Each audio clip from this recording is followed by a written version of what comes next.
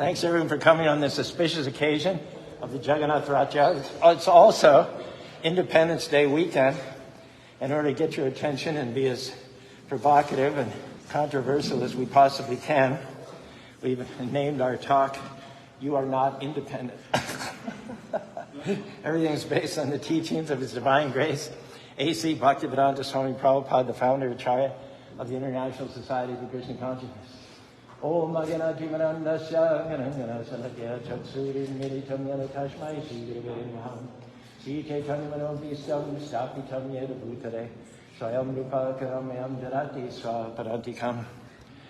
We are not independent. A lot of people, religious people, pious people, they keep God, I think you'll agree with me, boxed in the church. They visit Him 1 hour a week. That's time they've set aside for God. They come to pray, to worship, to meditate upon God, whom we call Krishna. And then they go out during the week and they totally exclude God from their life. They love Krishna, they love God, they reverence Him, but they think there's nothing special or spiritual about the morning commute on I-15. There's nothing special or spiritual about shopping at Walmart, special about cooking dinner, meeting with a client, or paying the bills. Our message today is that Krishna God is not just far away, but He's also present within the atom as the Paramatma. He's aware of every single minute detail of your life. He knows what you're doing at the office. He knows what you're planning to cook for dinner. He knows how many hairs are on your head. And He would like to employ His strength, His wisdom, His love in every area of your life. I heard a story about a little boy. Tiny, tiny little boy. He couldn't even walk. He was in a sandbox, which had a lip around it, a 4-inch high piece of wood to keep the sand in. And there was a rock there, which he wanted to eject. So with his chubby little arms, he got the rock up against the lip of the sandbox, and he pushed it, and his legs churned in the sand, and it fell back down. And he tried a second time to push that rock up over the edge of the lip, and it came back the third time. Third time he tried it, he was already tired. His chubby legs are churning in the sand, not really getting much traction. His little arms are pushing and pushing. He almost just got it up, but instead of going this way, it fell back that way. So he began crying, wailing in frustration. A shadow fell over him. He looked up. Who should he see but his father? The father said, "Why are you crying?" He said, I'm trying to get the rock out of the sandbox. And the father said, "But you're not using all the resources available to you." He said, I am. I use my legs. I use my arms. I use my torso. I push with all my might. And the father said, "No, you have one more resource. That's me." So God would like to give you wisdom for better decisions, strength to overcome your enemies. He'd like you to open up sufficiently to His transmissions that you'll let Him manage your family, your career, your recreation, your health. If you let Him, He's willing to fill your dreams, to transform you in His very own divine image. He's willing to make you into a beacon of life for your family members and for your generation. Ultimately, what He wants to do is take you back home, back to Godhead, where life is eternal, full of bliss and knowledge. But here is the key.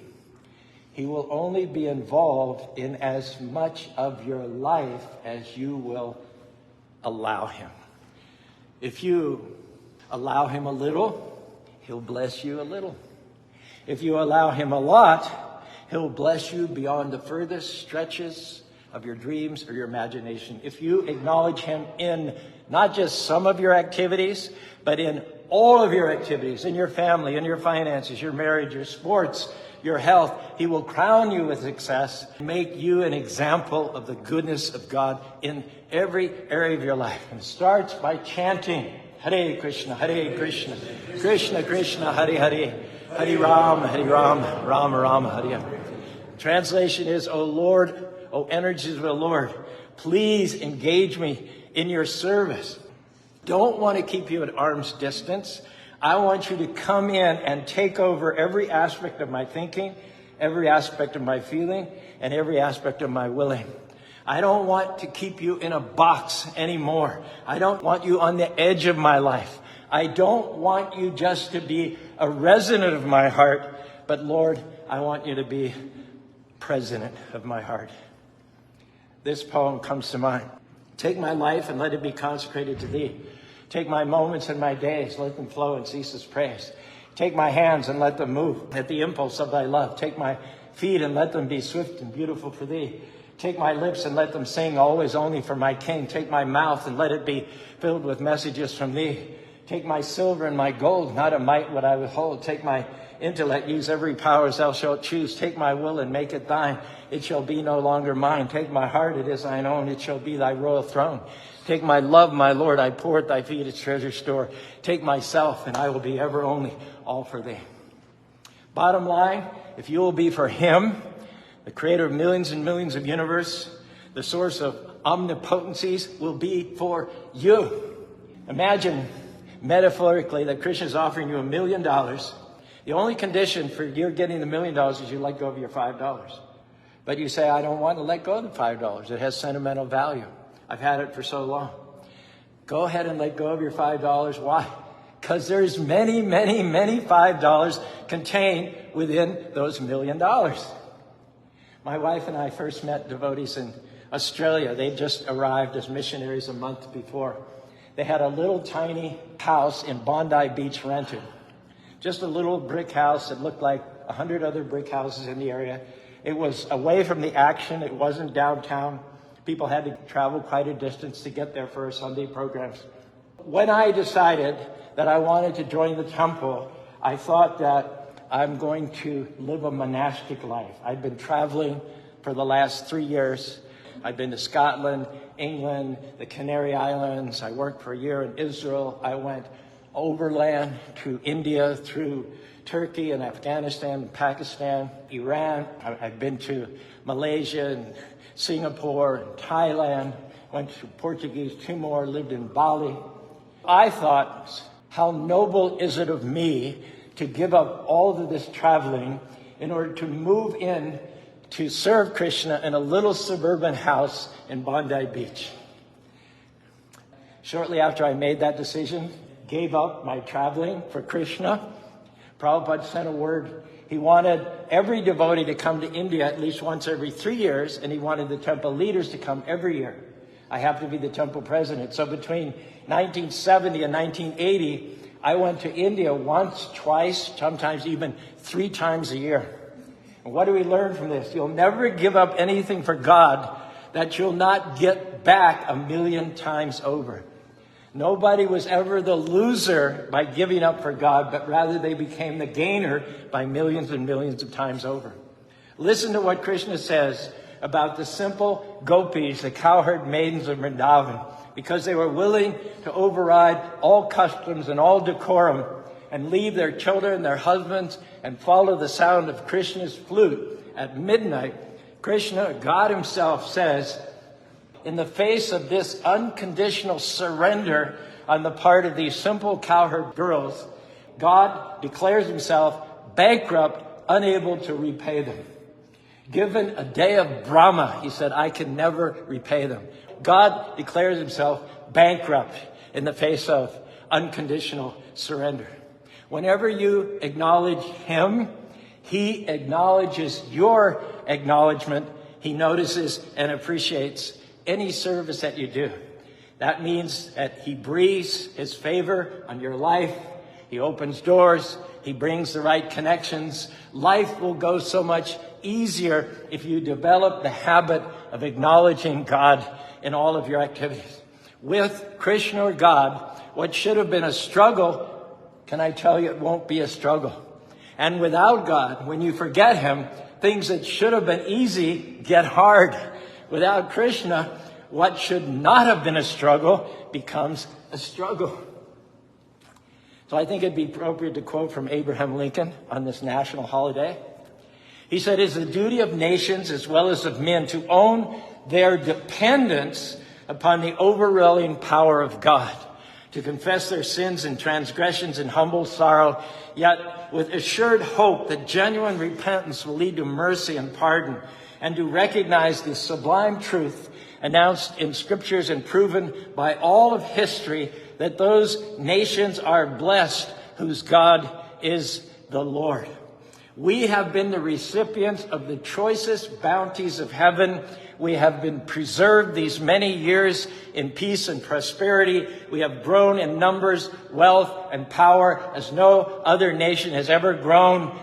But Abraham Lincoln declared 200 years ago, we have forgotten God. We have forgotten that gracious hand which preserved us in peace and multiplied and enriched and strengthened us. We have vainly imagined in the deceitfulness of our hearts that all these blessings were produced by some superior wisdom and virtue of our own.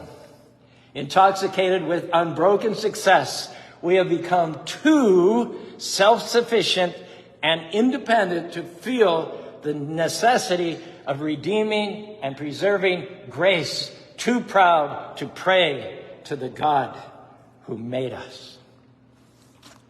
In the Bible, it says, don't put any limits on your prayer. Prayer without ceasing. In the Bhagavad Gita, Mahatmas, Tesham Satadayuktaram Bhaditam Priti Purvikam.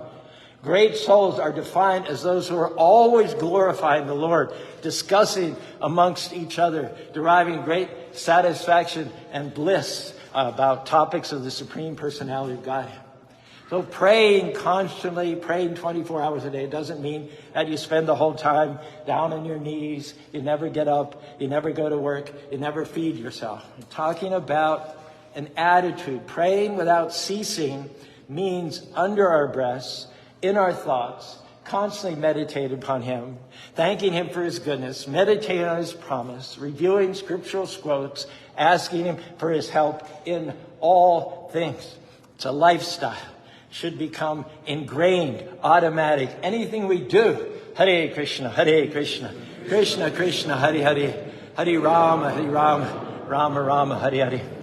Somebody said the most sublime prayer that you can ever say. Can anyone guess? Help! Help! If you'll acknowledge, help Krishna, before you go into that meeting, help me, Lord, to keep my cool and not say anything I'll regret. Before you go to the gym, Lord, if I'm going to work out, help me to make this the best workout I could possibly have. Before you go into that presentation, and I know you stayed up all night, I know you memorized it by heart, but Lord, still help me to have that little extra something.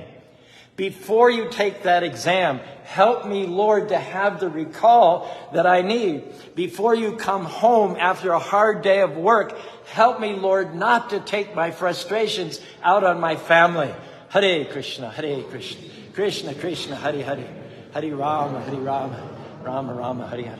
Bottom line is that without inviting Krishna or God into every area of your life, the days are not going to be what they could have been. Lord, I realize this day is not going to be as productive, as successful, or even as easy without your blessings and favor. Normally, when we talk about surrender, it's a sign of weakness. But surrendering to the Almighty God is a sign of the greatest strength. Our attitude should be, Lord, you created me from your essence. From the moment I saw the light of day, the blood within my mother's breast at that very moment turned into milk. Lord, you have been taking care of me from the very first step up until the present moment. You, Lord, and you only got me to where I am today. I could not have arrived here on my own. Take the case of Arjuna in the opening scenes of the Bhagavad Gita. He was completely flummoxed. He didn't see the good in going this way. He didn't see the good in going that way. He was on the horns of a dilemma between a rock and a hard spot. But as soon as he declared himself Sishyasteham sarimantram prapanam. Lord, I can't sort it out on my own. I'm applying to you as your disciple. Please instruct me. And after Krishna poured into Arjuna the 700 verses of the Bhagavad Gita, the Song of God, Arjuna's confusion was gone. His doubt had vanished. He says, Nashta moha. Moha means my illusion, my conclusion. Nashta, it's gone. It's negated. My memory of myself as your eternal servant has been revived.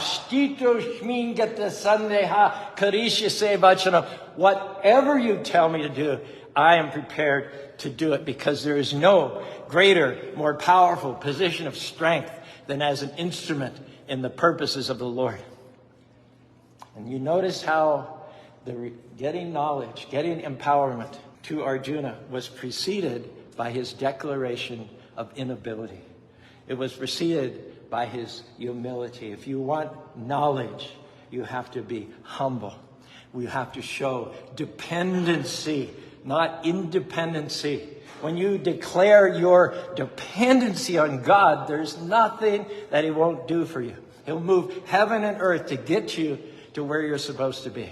If you put yourself apart from God, if you declare your independence from God, then he grants you that. He steps back, and guess what? You're free to do it on your own. God is never, ever, ever going to force himself into your life. Sometimes when we get into trouble, we call, police, police. But after the police come, we say, thank you very much. Now get lost. I'll take it from here. I've got this covered. We sometimes use God like a policeman to bring him into our life when we get into trouble, but we're not interested in having him guide and manage the other 99% of our lives. I may be the only one in the room who's old enough to actually remember the Apollo space shuttle, but I'm sure you all saw the movie. Was God invoked when they spent billions and billions of dollars to build the rockets? Was the sanction of God sought after when they planned to travel into outer space and conquer space? Did they ask God's permission to travel way out into God's universe and go from one of God's planets to another? Nobody even thought about it. It was all about our power, our ability, what we can do, rah, rah, chest thumping. But when a fire broke out in the cockpit of the Apollo, what was the first thing that everybody was asked to do? Pray. Please, God, help us out. We got ourselves into that position. We didn't care to take the advice or sanction of God. But as soon as we got in trouble, then we wanted God in our life. Then we were so sincerely praying, God, please come in. The chanting should be done 24/7. And it should be done as a small child would call out heartfeltedly to the mother.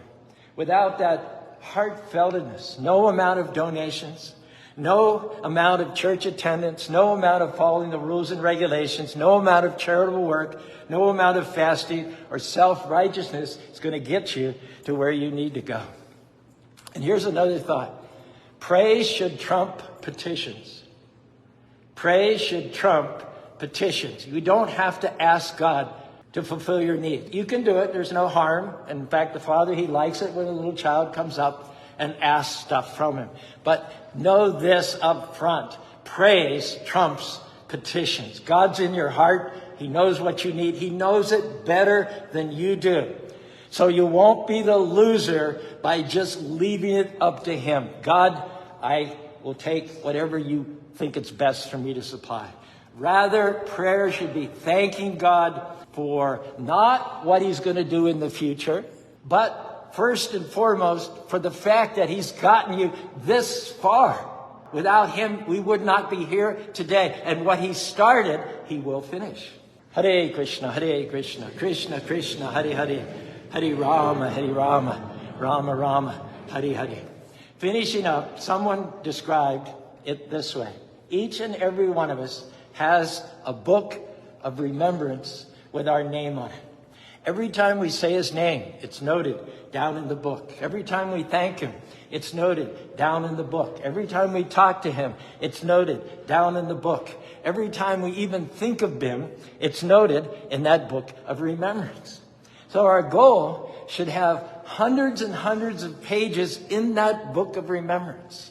Our aspiration should be to have narrations flowing on and on, powerfully and uninterruptedly, making of our lives a glorification of God, flowing to his lotus feet just as powerfully and uninterruptedly as the Ganges flows from the Himalayan peaks and empties down into the Bay of Bengal. We want chapters in that book of our remembering Krishna, yes, in the worship halls, but also chapters about our remembering Krishna in the workplace, chapters about our remembering Krishna while traveling and being abroad, chapters about remembering Krishna when we sojourn abroad, chapters about remembering Krishna when we come back home. If you declare your dependence on Krishna, God, always and everywhere, I will predict that he crowns your every effort with success. He will fulfill the deepest dreams of your heart because you diligently seek him. Rewards are coming, favor, good breaks, promotions, healing. Get ready. You are going to live an extraordinary life this time around. And after this life, go back to home, back to Godhead. Thank you very much for your kind attention. If you're so inclined, raise your arms along with me and we'll all say together, Hare Krishna, Hare Krishna, Krishna Krishna, Hare Hare, Hare Rama, Rama Rama, Hare Hare.